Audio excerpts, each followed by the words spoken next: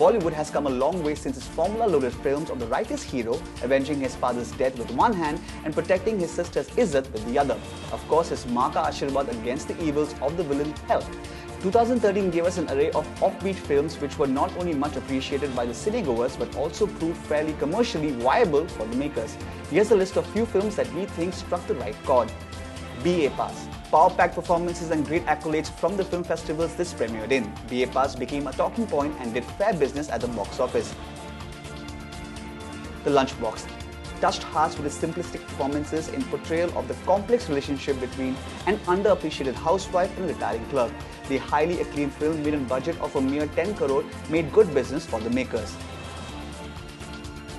D-Day. D-Day was like a breath of fresh air in the action genre and wasn't over the top at all. The movie saw a sharp rise in the collections as news of its performances and gripping storyline spread with the word of mouth. Ship of Theseus can easily be called the most critically acclaimed film of the year. Thematically, it dealt with a paradox stating if the parts of a ship are replaced bit by bit, is it still the same ship? With UTV's backing, the film did very well. Madras Cafe reinvented John's career as an actor. The film, with its gritty storyline and beautiful sets, is a very good attempt in telling an objective story of one of the most important political events of our times, the assassination of Rajiv Gandhi. Fukre did not boast of a loaded star cast or a big budget. All it had was a bunch of fresh people trying something new and having fun along the way that came across on screen.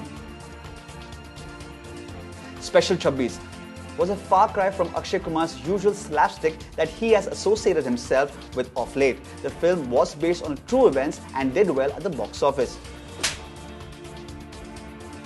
Jolly LLB attempts to reveal the loopholes in the Indian judicial system and uses both pathos and humor to do so. Minimum promotions and maximum returns seems to be the mantra applied by the makers.